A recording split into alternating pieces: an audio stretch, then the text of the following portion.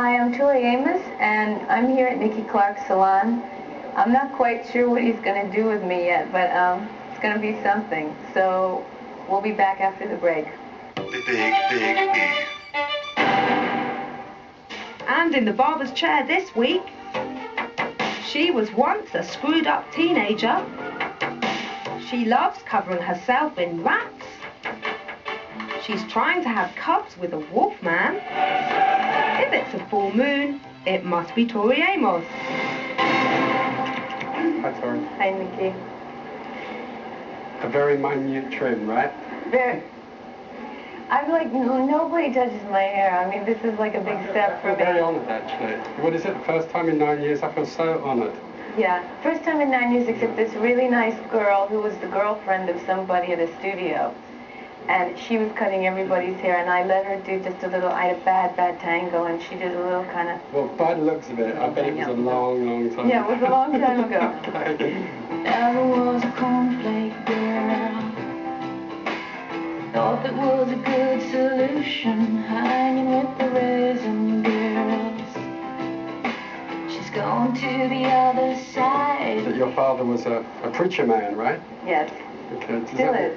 Still is. So you must have had a pretty strict upbringing, you know, believing in the... Do you believe in the forces of evil and Satan and all that kind of stuff? Well, I did.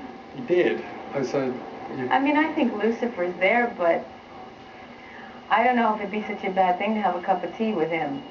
You know what I mean? Some of the people that write me letters, I think I'd be more afraid to have a cup of tea with than Lucifer. What, does this mean that you're kind of into white witchcraft and stuff like that? Well, I mean, I'm into energy forces. Does this involve kind of, you know, dancing around naked, you know, in the middle of wherever, Wales or something? Because that's the kind of image that it does have. I mean, are you saying that it has a more positive image? I don't think that's a negative image, dancing around in the fields of Wales. Especially if you have the right stuff in your picnic basket. Religion always seems to figure pretty heavily, you know, with your songs and stuff. I mean, I know in the video in God, I mean, you know, that goes kind of rats going around in some sort of religious ceremony. I mean, what was all that about?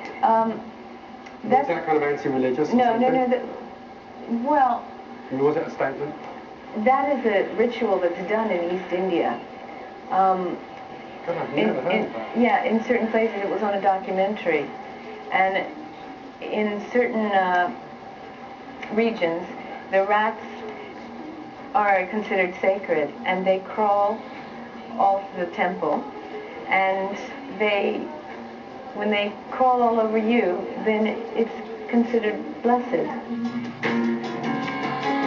Do you need a woman to look after you? God, sometimes you just don't know. Some of those kind of religious things have obviously taken their toll. I mean, were you kind of screwed up as a teenager? I mean, yes. I mean, I read somewhere that, you know, you said that, I mean, if you're going down on a guy, you think, you know, my God, Jesus is watching. Yes, all the time. I'd be like... And then it took me a while to understand. Good guy, right? Yeah, really good. Especially when I have my retainer. But, it's taken me a while to understand that Jesus has better things to do, you know?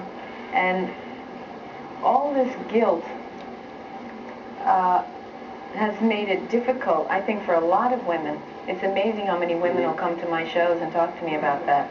Come backstage. People like Catholic women? Some Catholic, some Protestant, but that'll just have a very hard time separating lust and love.